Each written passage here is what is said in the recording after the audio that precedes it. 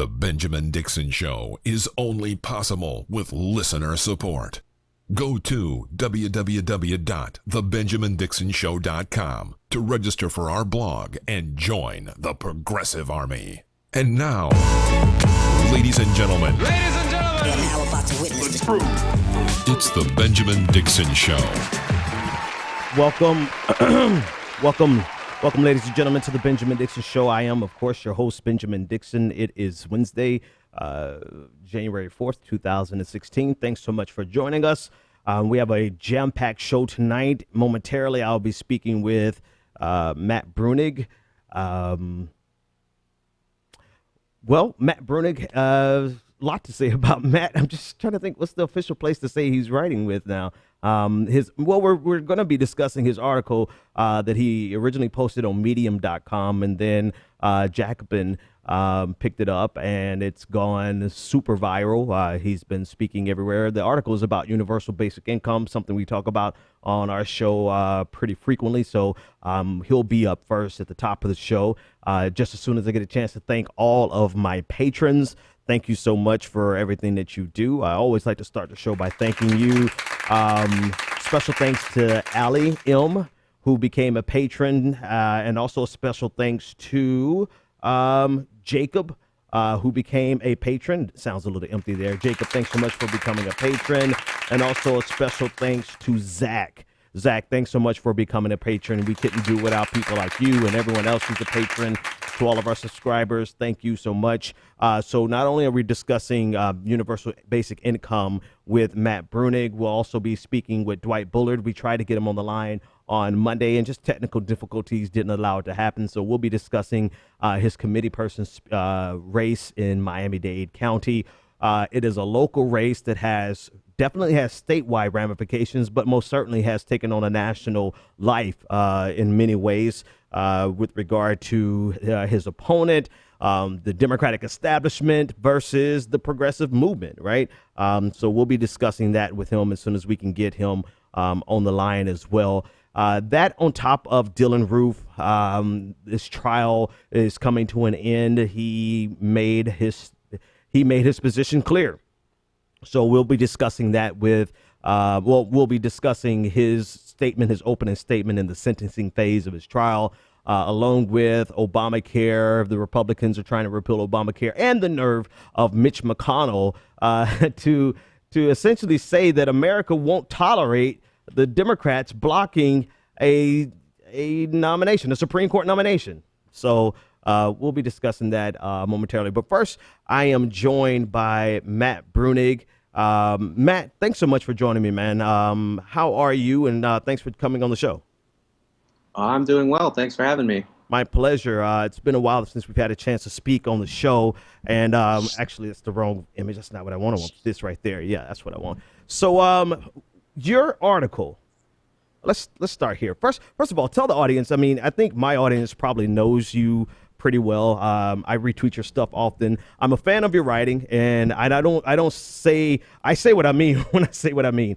You have a very succinct style of writing. You cut to the point, and in maybe half of the words that most of us other writers use, you make some extremely salient points. And you did the same thing with your article on universal basic income. Tell us a little bit about yourself, and then take us over into what made you write the article that you posted on Medium. So I am a labor lawyer by training, but in my free time I study welfare states and inequality and poverty. Mm-hmm. And as part of the free time hobbyist type stuff, which I've also been paid for, I guess, so it's not totally a hobby. I've become interested in universal basic income because that's one of the, hip ways to reform the welfare state. Right. Okay. And so you put pen to paper and you wrote this article, and the premise of the article is, I haven't heard before, and it's actually a brilliant take, which is why I think the article is going as viral as it went. So the argument usually against a welfare state and universal basic income is always that giving people money will take away the incentive to actually do work. and it creates dependency, it creates laziness. But you flip that, you turn that on its head, and you use the example of people who are, the top 1%, if we want to call them that, who have the ability to live off of a set income that they don't have to work for. Many of them never worked for it. They inherited it and they just continue getting the residual income month after month. But we never look at that as a way of saying they're going to become lazy. We call them job creators, and we lift them and elevate them to this hallowed place in America.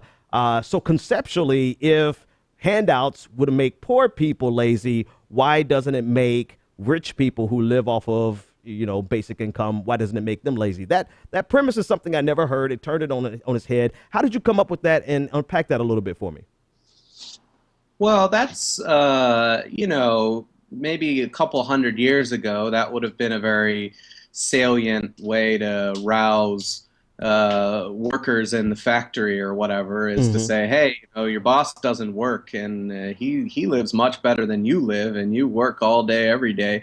And so that's kind of been a long-running critique of capitalism in some ways, is, if you build up enough wealth, you can live on it without doing anything. And so it's, just sort of playing with those concepts. It's a similar kind of critique, really, with basic income is, well, if you give these people money detached from work, then that's really unfair. Everyone should be made to contribute and go out and do something, and won't they just be lazy, and so on and so on. It's actually the same kind of point. It's just we don't make the capital point anymore because, well, socialism and communism and all that. So just pulling that into the present and saying, hey, these arguments have been made before, and basically we don't really believe them anymore about at least the rich. So right.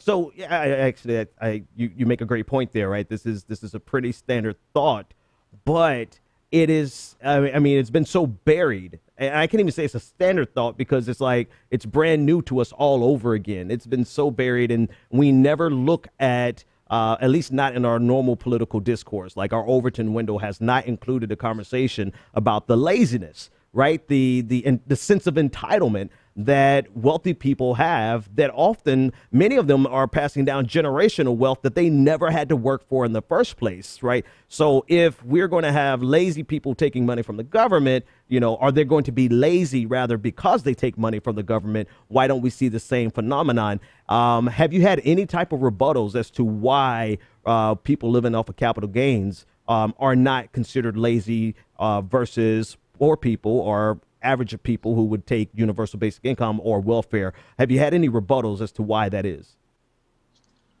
Yeah, well, you've seen that there's a range of things people say in response. So one line of response is to focus on the fact that, capital investment is important. So they are sort of doing something valuable in the sense that they're allowing their money to be involved in capital investment. And so we shouldn't equate it exactly the same as workers, as people, on basic income who are getting UBI unrelated to capital that they own. That's one criticism.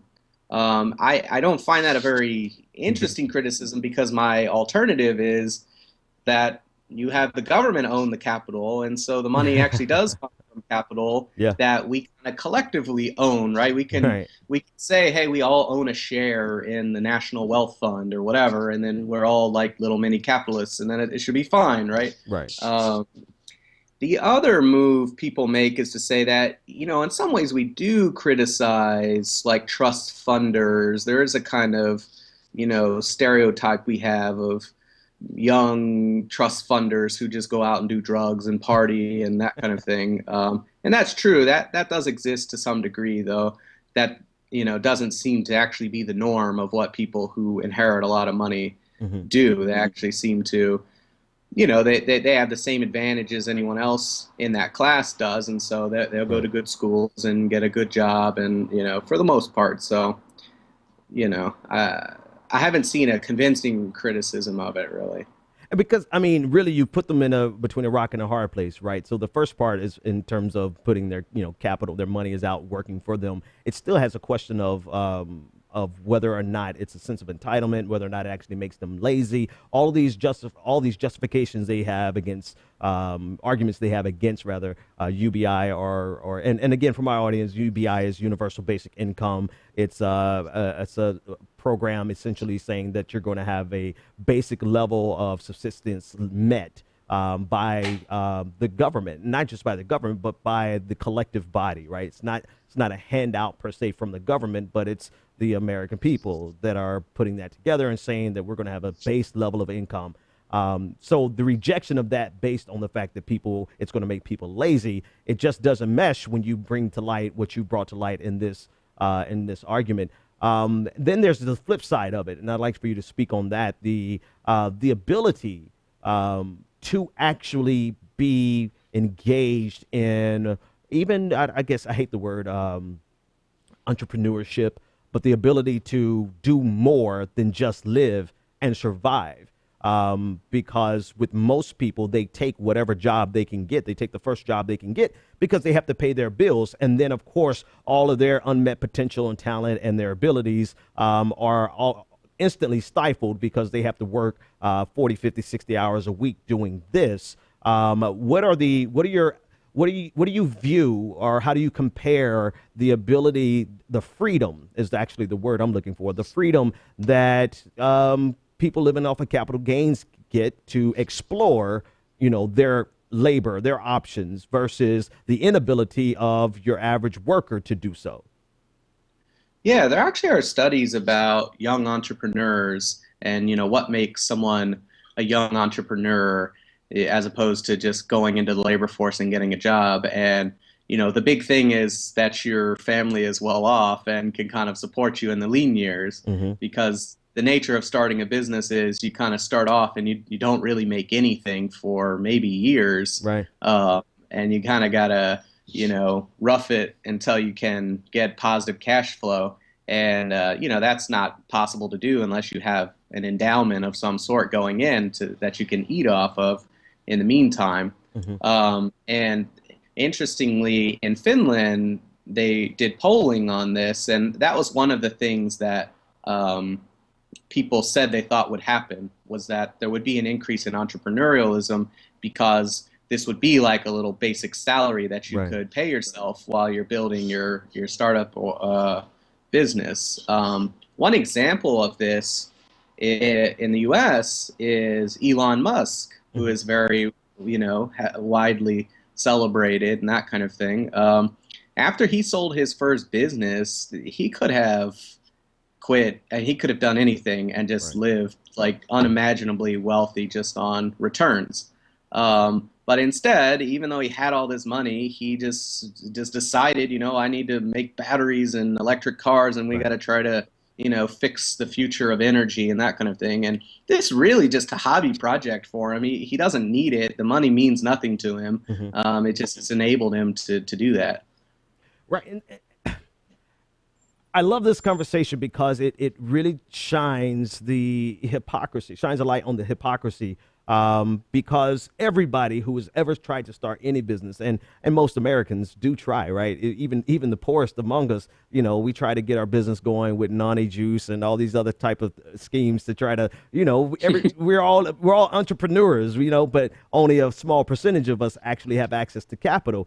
But it shines a light on hypocrisy because even if we believed this, right? Even if we believe that giving people money makes them lazy, at the same time, we experience it and we see it every day that there has to be a certain level of living met for every single entrepreneur, every single business that's ever started. You start in the hole, but we don't lend that amount of legitimacy to working people. And so what are the hurdles, right? Besides the obvious political spin, besides the desire to not see a socialist America, what are some of the hurdles that you have run into or that you see as a result of the article that you've written to this universal basic income? And one thing in particular I'm looking for, have you had pushback from people who don't get a dime off of capital gains? Like, have you had pushback from the working class?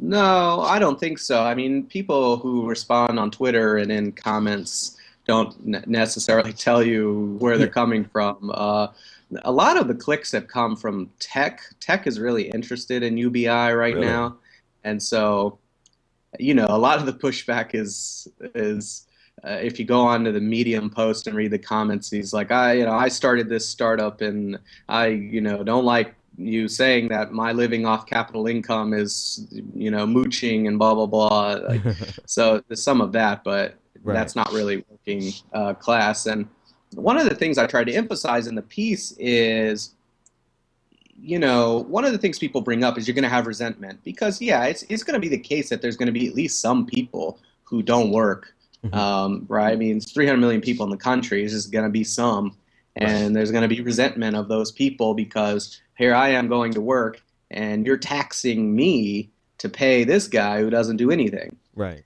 That's really been like I think the big issue. Hmm. So that's why I try to focus on, well, no, we can get this capital income, not income paid to workers, but income paid to owners, and we can grab that, and then we can use that to pay everybody. So then you don't.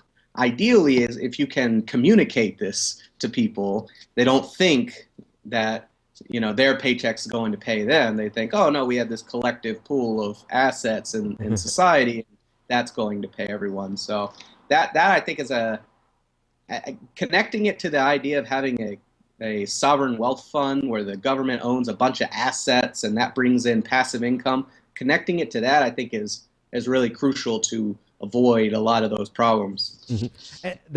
And actually you indirectly hit on exactly what I was hinting at, because one of the things I run into a lot are people who are working 9 to 5, right? And they make, whatever they make, but I see a lot of people who have that resentment towards anyone who takes anything from the government, and that resentment actually is a tool. They undermine their own interests, right? We see this with Obamacare. We see this with Medicare, Medicaid. We see this with anyone who takes a dime from the government. They have this level of disdain for people who do takes or they are looked down upon by people who go to work and feel like their taxpayer dollars are funding their laziness, and inadvertently they undermine their own best interest because they're not too far from being as poor as the next guy. But that resentment is such a powerful thing. I see it all of the time. What I want to ask you now, though, is what are those practical steps? How do we get from where we are today to that collective pool, that collective set of assets or pool of capital that the government will have? What are those key steps? To me, the first thing you want to do is just create the fund. You'll have an agency that runs the fund. The federal government has a pension plan for its employees called the Thrift Savings Plan. Hmm. It's like a 401k, and there's an agency that runs it. And it's basically a wealth fund, but it's only for federal employees for their like 401ks and that kind of thing. And Hmm. an agency runs it, and it's invested, and there's hundreds of billions of dollars of assets in it. So we kind of already have a structure in place that does this, that manages big pools of money for the federal government. And you Hmm. would just create a fund, and then you just got to start filling it. And so how do you fill it? Well, you can have a wealth tax where you tax maybe 1% of the net worth of people who own more than $100,000 of assets or something. Hmm. You could have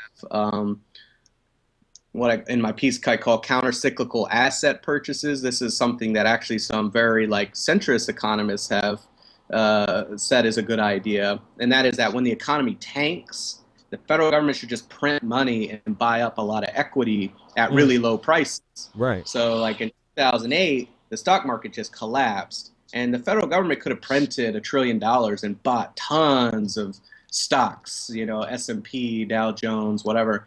And then that stuff comes back. It's already returned back to where it was a few years later, and Right. that's just a huge amount of money that it could have you know, just So, grabbed. So it's stuff like that, just little tricks to kind of get it going, get it right. building.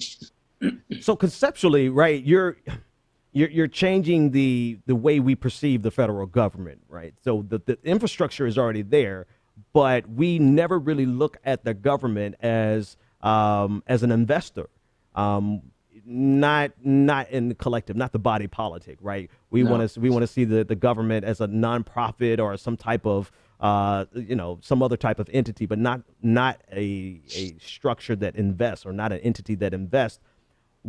This sounds like, in a way, the flip side of this sounds like it would be a huge giveaway to Wall Street. I mean, to invest, to the investment community. I mean, this would be billions, if not trillions of dollars of assets that would be invested into our capitalistic system.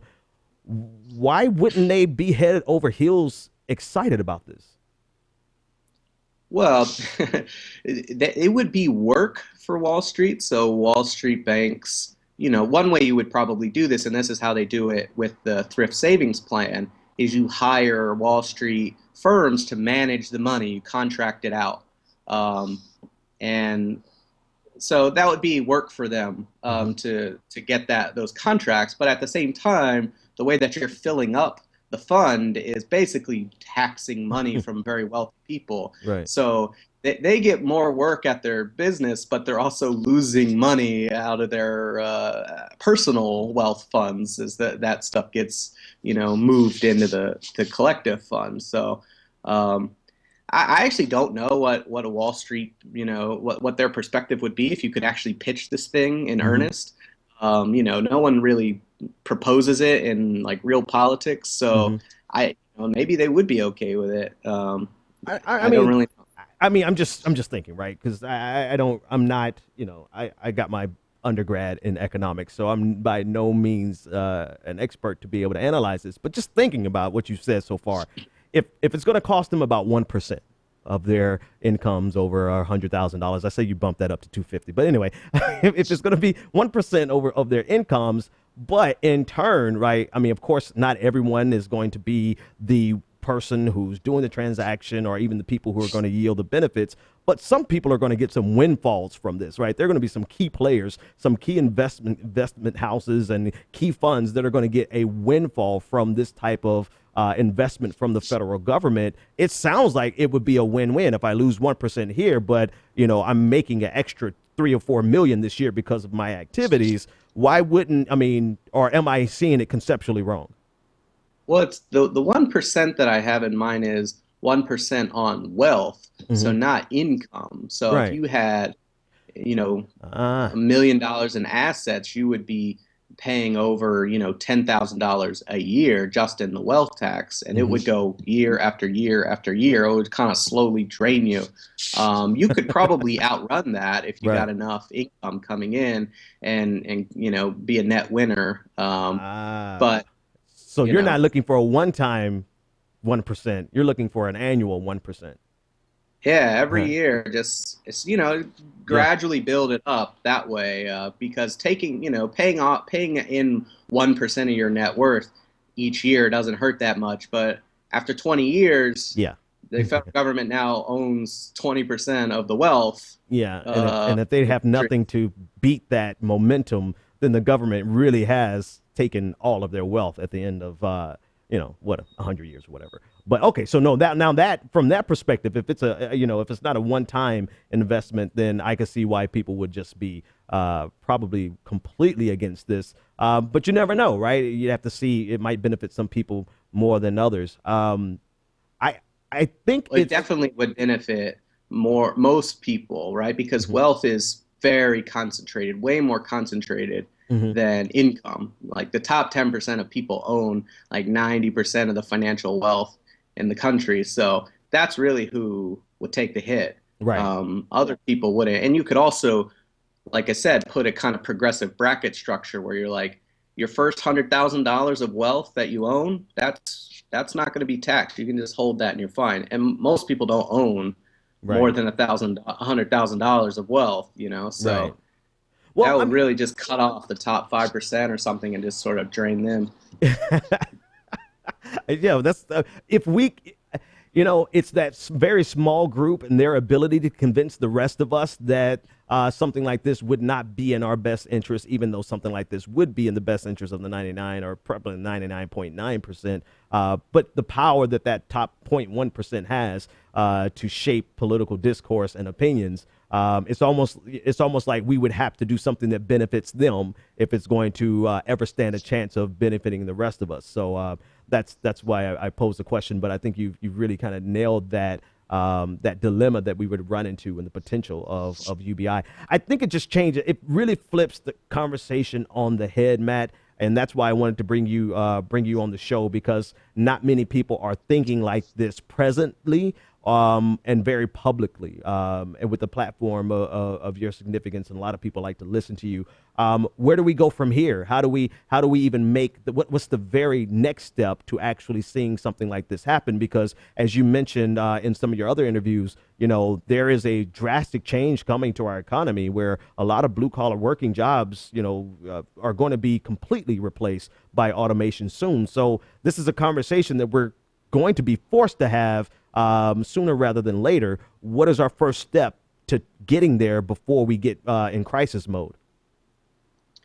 Yeah, that's a great question. I'm not really a political organizing genius, unfortunately.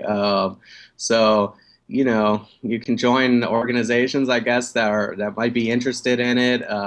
Obviously, it's not going to happen under Trump, so you'll have to wait until at least 4 years to see if you could get something better going. But yeah, I don't really know how to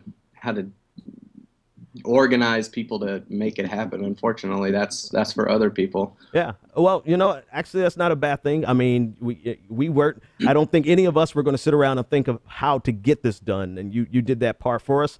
So we'll throw this out into the water for everyone else to see, like, this is something that can actually happen. Here's a framework. Here's something that we could build upon. So we'll take that, and I'll charge that with my audience and everyone else that's listening to you. We'll take that responsibility. Matt, tell everybody how to get up with you and where they can read some more of your stuff. Yeah, just follow me on Twitter at Matt Bruenig, MattBruenig. Thanks so much for joining me, Matt. It's always a pleasure, man. Take care. Thanks for having me. Awesome. 857-600-0518 if you want to join the conversation. I'll be speaking to, hold that. I'll be speaking very shortly. I'll be speaking to Dwight Bullard about his race coming out of Miami. I think it's a fascinating concept. Like, nobody really is talking about this right now, and that's why I wanted to bring him on. Especially talking about it in a manner that actually gives us actual policy recommendations. Like, folks like you and me, we may have dreamt these things up, or thought about them, or daydreamed about them. I encourage you to go over to Medium and write and read the piece by Matt, so that you can see that there's actually a framework that this can happen in a very realistic way. All right, let's take this caller real quick. Caller, turn down your computer or whatever else you're listening on, and give me your name, comment, and/or question. Yeah, hi, Ben. My name is Terry. I'm from Los Angeles. Hi, Terry. What's on your mind? Thanks for the call. All right. My question, actually, I'm so nervous. My question was for both of you, but maybe you can answer it. And it's not even a full question because I don't remember what their argument was, but it's basically an argument against the universal basic income, but coming from the left.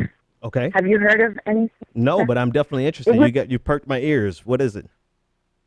Yes, and I remember I was watching C-SPAN and they had written a book. It was I think Piketty, or I don't remember the author's name. It's two authors. It's a very famous book. I wish I would have prepared, but I didn't know what. I'm watching the show live. So that's fine. Idea. Just give me like the basics. Yeah, there's an argument from the left, and if I recall correctly, it had to do with, there was more to it, obviously, but it was about, the fact that it's a way of tearing down this system that we have right now that is supposed to work, but that has been not effective, or has been cut down to being not where it was supposed to be, and that by doing that, we'll get rid of all these other programs. At least that's what the intention is. That then this universal basic income wouldn't be as difficult to then say, oh, look, it didn't work, or whatever. It would just be very easy to then dismantle this rather than having the welfare programs and all those things that we have. So. Okay. Yeah, I've heard a little bit of that. Thanks for the call.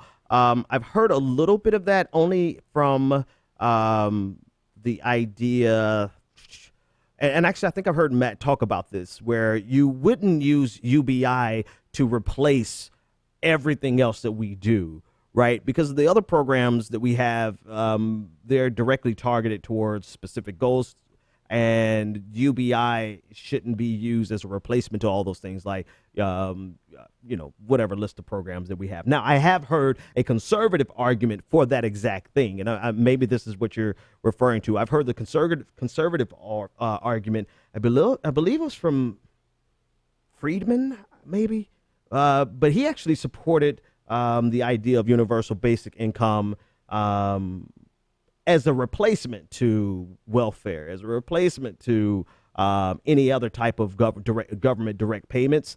And most of the advocates that I know who support universal basic income don't see it as a replacement, but as an addition, and as addition to, specifically at, we're not talking about income enough to actually end poverty, right? And some of the other programs are meant to alleviate poverty, even though they're not doing that. So I'm not quite sure exactly what argument you're referring to, but the one that I think I've heard before was the one from Milton Friedman, who wanted to see a basic income that replaced every other direct payment that the government makes.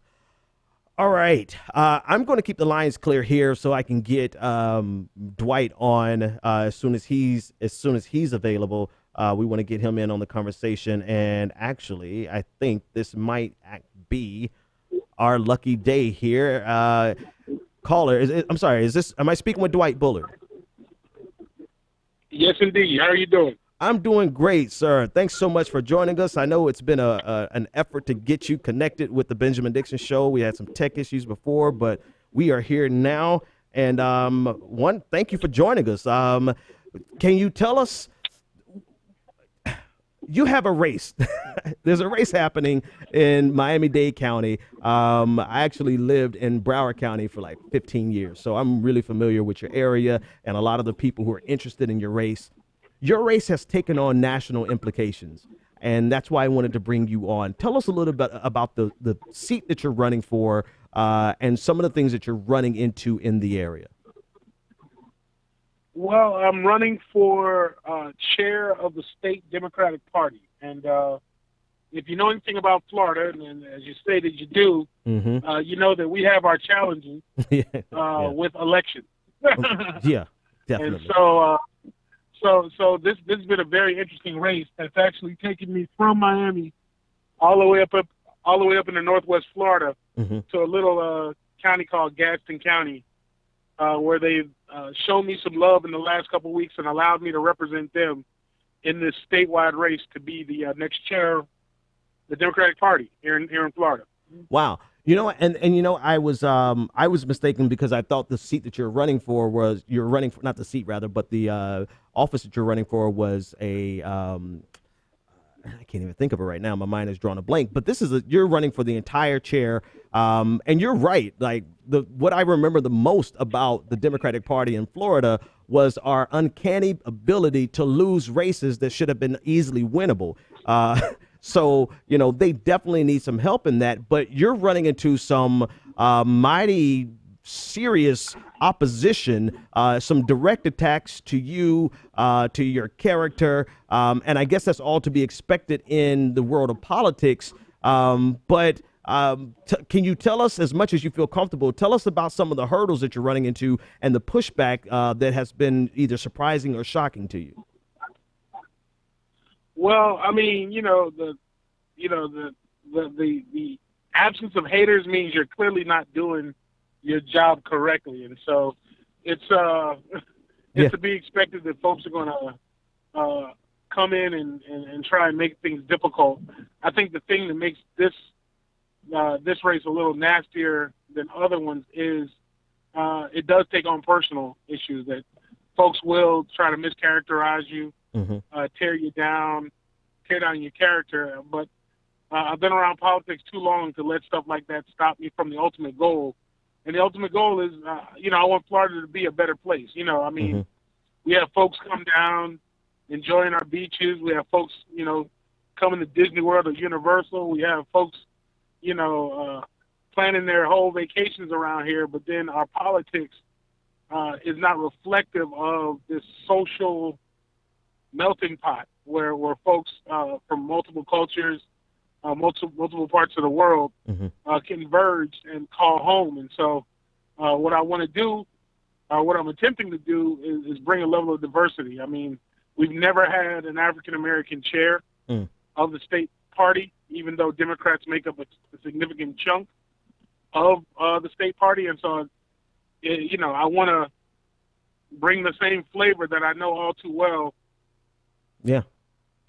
from not only my culture, but culture from around the state to, Absolutely. To the party, so that they fully understand the importance of respecting everyone's beliefs, ideologies, stations in life, etc. Right. And one of the things that stands out about this race to me is the national implications. It's almost become a bellwether for a lot of people who are disillusioned with the Democratic Party. I mean, it's not a single day that goes by. And I guess it's probably because I have a lot of connections with Florida still, so it could be sampling bias. But it's not a day that goes by that I don't hear people say, particularly about Keith Ellison and this supposed endorsement of your opponent. They don't say that this is as an indicator for them of whether or not they're going to remain with the Democratic Party nationally. Tell me a little bit about, and this might be just on the purview for you, right? This might be on the periphery rather for you, but it really has taken this real big significance to a lot of progressives. Where are you at on that? I don't even know. I'm sure you're aware of it, but I don't know how much that even plays into your calculus. Well, the reality is that progressives have been, especially over this last cycle, really trying to fight for the heart and soul of the Democratic Party, making it a party that understands that the wage is too low and the rent is too high, a party that understands diversity is important, a party that understands, having a healthy respect for our differences, and more importantly, embracing those differences to empower us moving forward. And so as this race has developed, it's really unfortunately become, your progressive wing versus your establishment wing, right, for a battle of control of the party. And I've been a Bernie Sanders supporter, I've been a Barack Obama supporter, and I fundamentally believe that there is the necessity for the change of hearts and minds, not only in the Democratic Party, but around the country. Unfortunately, Haight elected our current president-elect, but I believe if we have a better functioning Democratic Party, we don't have to worry about those things in the future. And so here's the number one question that will come to mind from my listeners would be, why? Why should we even give the Democratic Party another chance? Why should we, after what we saw what happened with Bernie Sanders in the primaries with the emails, after we saw the swift voting of Bernie Sanders and Keith Ellison in his race for the national chair, the cries of anti-Semitism, like there's been a lot of things that have happened that have made people, a lot of black people in general, but progressives as a whole want to walk away from the Democratic Party. And here you are, you've suffered some of the same type of accusations. You've gone through some of the same type of drama and smear campaigns, and yet you're holding on to the Democratic Party. So it's a two-part question. Why? For you, and then how would you convince other people who have exited? Well, that's just it. We can sort of be mad on the outside and organize from the outside, and I've done that. Much to the chagrin of folks in the Democratic Party. I've been the activist politician, but I believe that there needs to be a functioning alternative to what looks like a very, very problematic Republican Party. And if the Democrats are going to be that, then they need to have a reckoning internally. And so that's my push. That's my desire. That's my want. as a candidate running to change the party is how do we make a party that works for everybody? Mm-hmm. We can talk. I'm a believer in democracy. So if there's a well-established third party or fourth party or fifth party, I'm fully supportive of that. But I've been a registered Democrat for all of my adult life, and I don't want to see this party lose sight of what it was intended to be in this 21st century modality or thought process. Mm-hmm. I want this party to be a party that is diverse, that is reflective of electing a Kenyan American raised by a single parent in Hawaii. It doesn't get much more diverse than President Obama. And I think rather than running back to the party of old, we need to understand that we're a party that should be reflective of just that, that someone is that can move from Hawaii and end up in Chicago as a field organizer has just as much opportunity to be president of the United States as someone who quote unquote is from the right family and went to the right schools. Mm-hmm. So I don't know how much time I have you, but if I could get you for maybe 5 more minutes, I want to drill down there, right? I want to drill down because you've outlined two things that are very important. The first thing that you mentioned was that your race has become the establishment versus the progressive wing of the party, and you're fighting against some mighty strong headwinds from the establishment. And I don't want to ask the question of whether or not you feel like you can win, because I don't think you would be in the race if you didn't feel like you can win. But it seems like let's just be clear. The establishment does not want the progressive wing of the party to be progressive, right? They want our votes. They want our support, but they don't want our progressivism. And so how are you going to, let's say you win, and we're pulling for you, you win. How are you going to, you're going to almost have to dismantle that type of establishment thinking. I mean, you're one person, and I hear you, I believe what you're saying, but you're going up against some mighty strong forces that really don't have progressivism at their core. What's your game plan? Well, the game plan is, I always believe fundamentally in a quote by Frederick Douglass, which is power concedes nothing without demand. It never has and it never will. Mm-hmm. And so this in essence is my demand on the power structure of the Democratic Party to change. And I think in Florida, unlike other states, Florida was sort of the victim of its own success this past cycle. We patted ourselves on the back for voting for President Obama twice, mm-hmm. But not understanding that there were some critical failures and missteps that we made in off years and even in down ballot races. And so we, as Democrats, we have a lot of egg on our face that we're trying to wash off from 2016. And so I think being at that low point, being at that point where, you can't really get any worse off, allows for folks to better appreciate a changing of mentality, a changing of idea. And so folks want to hold on to their old guard mentality. That's fine, but the definition of insanity is doing the same thing over and over and expecting a different result. And now there are folks, even within the establishment infrastructure, that recognize the way they've been doing business and how they've been running campaigns is fundamentally flawed. Mm-hmm. And they're going to give an opportunity for something different. And I have no, whimsical expectations about what I can or can't do. Here's what I know is that, like any sports franchise, you have to believe in the idea of winning and mm-hmm. winning with a fundamental change. And so one thing that Bernie Sanders folks were guilty of is they were true believers. And that's the power that I think we possess over our more jaded establishment counterparts who kind of just have been going along to get along, accepting things as they were, is that even they're at a point of frustration. And so when you bring those two universes together, people who are, at their lowest point and people who are true believers, I firmly believe you can make amazing things happen. Mm-hmm. Okay, this is the last question, and I might get in trouble, or I might get you in trouble. I don't know, but let's drill down one more layer down, and feel free not to answer this question if you don't want to. One of the main things that we have, that I personally and many people across the country have a problem with, are Democrats who, in many ways, are they vote and they carry themselves in a way that supports economic policies, social policies that are detrimental to progressivism directly.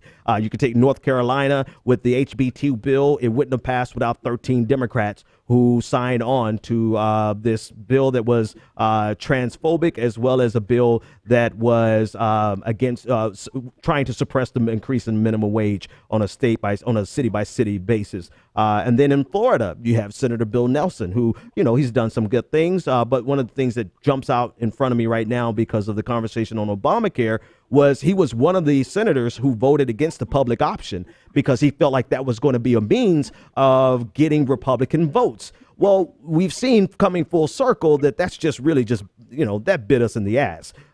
So you become chair. You become chair of the Democratic Party of Florida. What do you do, or what do you say to those establishment Democrats who, on issue by issue, they may vary, but on a particular issue, they don't carry themselves any differently than a Republican? Because we run into that, and that's a problem. What's your game plan? My game plan is to remind them that if they ever want to win another election, they need a coalition of people who don't look like them. And that's the cold reality, is that the Democratic Party is now a party that consists of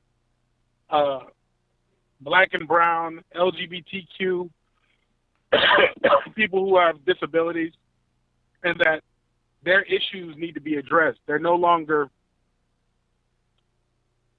willful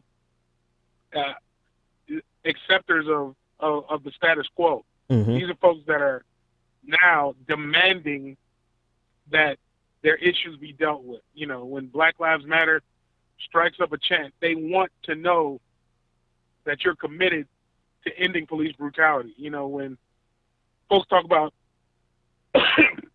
accommodation for LGBTQ youth or adults, they want to know for a fact that you're committed to not ostracizing these people.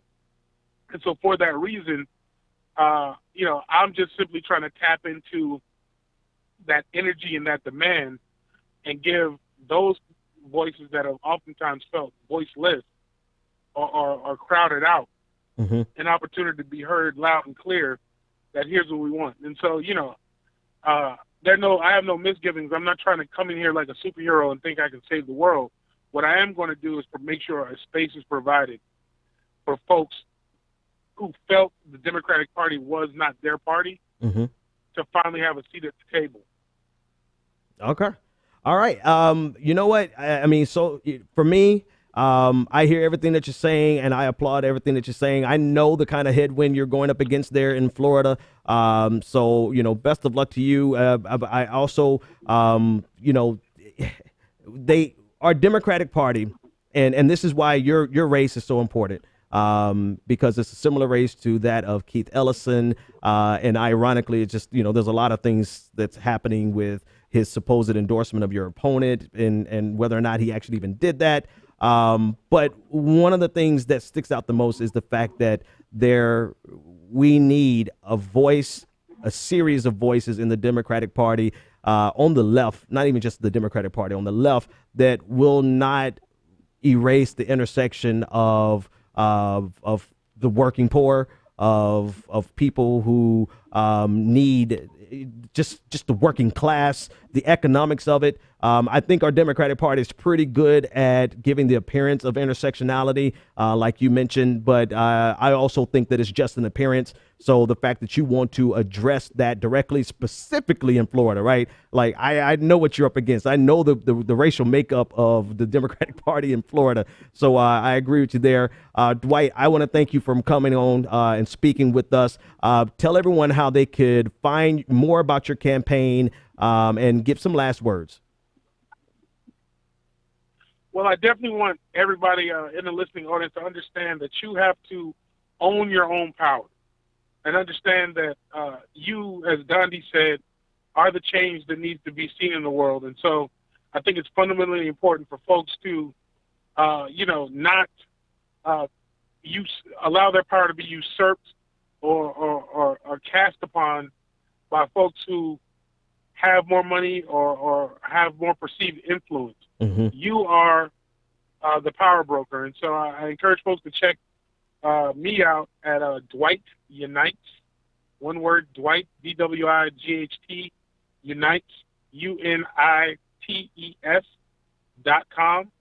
Find out about the campaign, get involved, become an influencer. But for those that are listening nationally, step outside the box, and don't be afraid to demand fundamental change in whatever your universe is, whether that is at your school, whether that is at your job, whether that is at your community center, church, synagogue, you name it. Because folks, on the side of right, on the side of righteous, deserve to be heard and should have a pathway to do so. Dwight, I like your enthusiasm. I like your sincerity. Don't let them make you jaded, man. You keep pushing for progressivism. You keep pushing for the least among us, and you'll keep getting our support. Thanks so much for coming on, man. Thank you so much for having me. I appreciate it. My pleasure.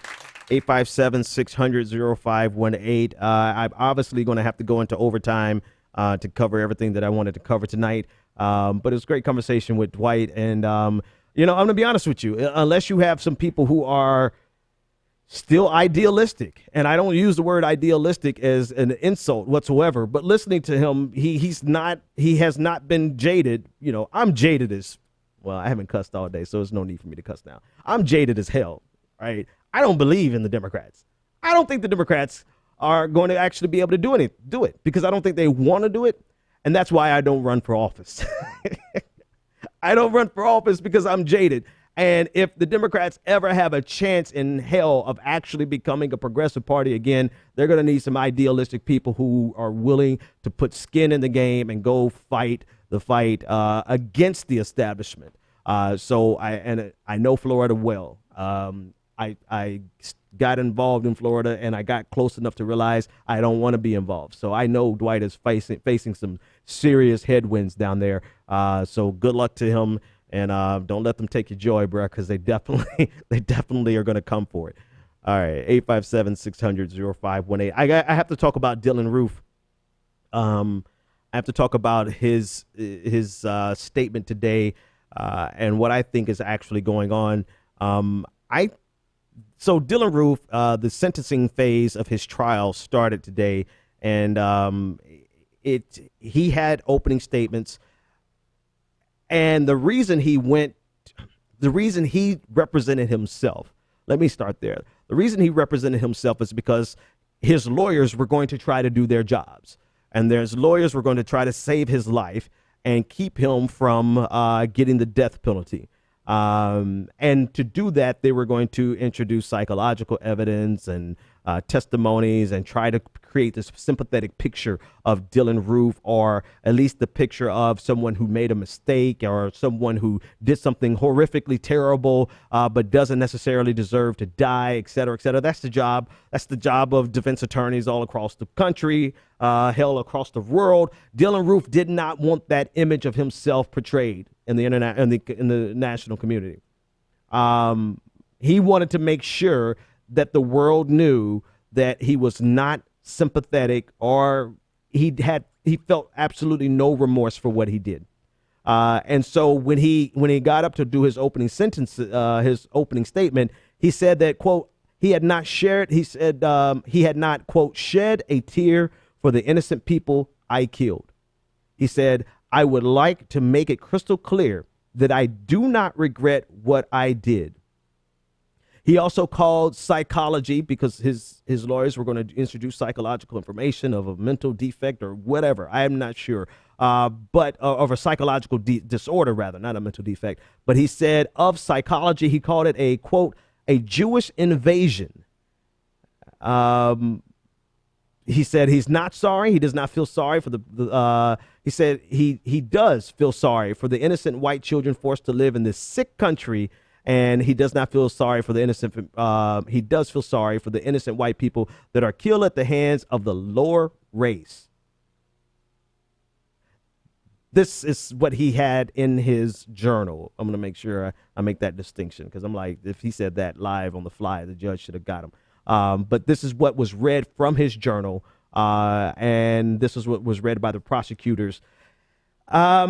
The U.S. Attorney Nathan Williams, Assistant U.S. Attorney Nathan Williams said, quote, the defendant didn't stop after shooting one person or two or four or five. He killed 9 people. The death penalty is justified. Here's the thing. Dylann Roof wants to be executed. That's the only conclusion I can come to. Dylann Roof wants to be executed. And, I think America is about willing to oblige him at this point. But he sees himself as a martyr. He sees himself as a person who did a righteous thing on behalf of the white race. And I'm only a few sentences away from saying F it, just give him what he wants. But what would be probably the best and the most painful punishment for him is for him to see how long life can really be in a cage, right? I think when he's 27, he's like a kid. Well, not a kid, because hell, you're a black guy, you're a grown man at 18, at 15, but 20, whatever. He could be 30. He should see exactly how long life can be when you're sitting behind bars for 50 years. For the rest of your life. And he should be robbed of the opportunity of being a hero amongst his white nationalists. This is the natural, and so forget Dylann Roof at this point. I want to add this to it. This is the natural outgrowth of the soft pedal dog whistles that escalates into the loud, very vociferous neo-Nazi white supremacist racism that has been flirted with by America. America is now flirting with this. And don't get me wrong, we had a full-blown affair with the relationship. That's what America was founded on. But we had this brief respite where we tried as a collective people to reject this. And now with the rise of Donald Trump and the quote-unquote alt-right, who are nothing more than white nationalists and neo-Nazis, we are coming back full circle. And so now this Dylann Roof's actions are a direct outgrowth of the type of vitriolic hatred that is spewed by the so-called alt-right, who are nothing more than racist neo-Nazis, white supremacists. The only difference between Dylann Roof and even a Richard Spencer is a Richard Spencer knows how to blend in America. And maybe Richard Spencer doesn't have it in him to actually go out and take out these horrific actions. But the belief system is fundamentally the same. The belief system of separation of the races, the belief system of inferior races, or the belief system of white genocide, all these fundamental things that you hear Dylann Roof espousing, this is the same shit that you hear from people who are now getting these profiles in New York Times and on NPR.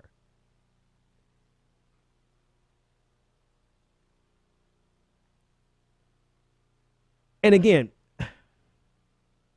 whatever they do with Dylann Roof, they do with them. But the problem that has remained is that there is a sentiment in America of white victimhood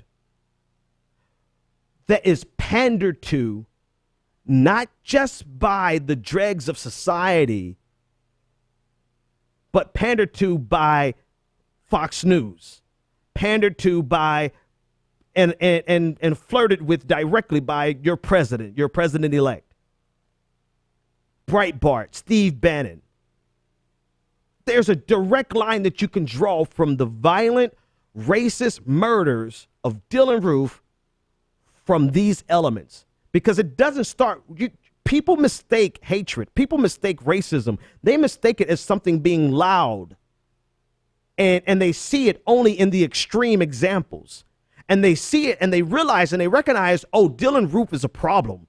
Dylann Roof was wrong. He's a racist. But then they don't look at the subtle things that led to this. Because most people, a normal human being, let's if there is such a thing, let's take a normal human being, their first reaction, their inclination towards a racist bio saying that there's white genocide and that there are inferior races that are trying to take over and that black people are the problem and black on white crime is the problem and blah, blah, blah. All these things. Most normal people, unless they've been introduced to this slowly but surely, their normal reaction isn't going to be headlong. Yes, I'm a full-blown white supremacist. I am a racist. No, it starts with the subtle, gradual introduction of these nefarious ideas that take root and they grow into a full-blown, violent, racist, warmonger, like murderer, like Dylann Roof.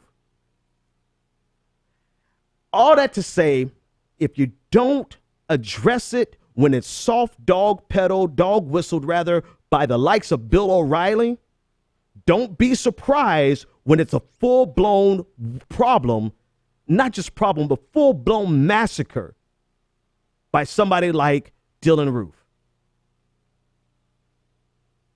Because it's every day in, day out, you get this type of racist vitriol that is fed to America every day.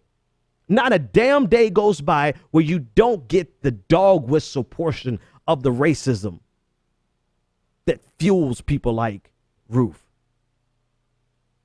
And because they don't see that as a problem, they act surprised. They act surprised when it leads to something like this.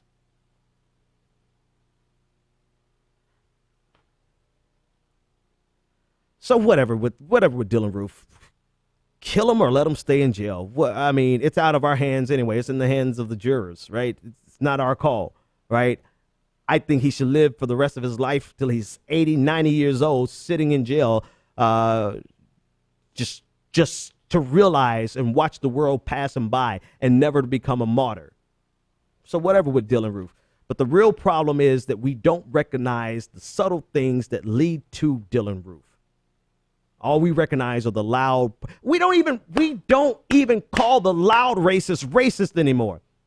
We give room. We give voice. We give platforms to the alt-right. Because there's this fascination with it since Donald Trump was elevated to the White House because of it. So now not only do we not say anything about the subtle racism that has always been in America, we're not even saying anything about the blatant neo-Nazi white supremacist cries of white genocide that has been in America, but was at least repressed until the dregs of society. Not anymore. It's open season for bigots. And then the only people we can identify as racist are people who literally, and we can't even do that. I mean, we can't even do that with Dylann Roof. You know, they didn't want to call him a white Christian terrorist. They didn't want to admit that this was about race. Fox News even did an explainer saying that this wasn't an attack on about race. They said this was an attack on religion. You can't even get Dylann Roof said to America that I'm doing this. I did this because I am a racist piece of shit. And you get Fox News to say, hold on, Dylann, no, you did this because this was an attack on America. Dylann Roof is America's creation. Dylann Roof was birthed, born, bred, and cultivated right here in America. And so racist, white supremacist, dog whistle laden organizations, outlets, big or small, loud and tiny and subtle dog whistles all the way to David Duke and Richard Spencer. All of you own him. He is your child. He is your bastard child.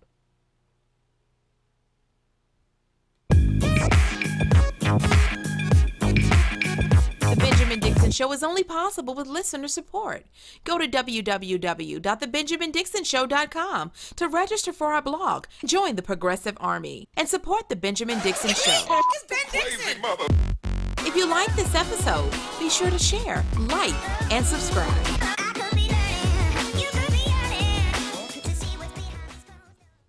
Consider becoming a Patreon. Go to www.patreon.com/The BPD Show and support The Benjamin Dixon Show.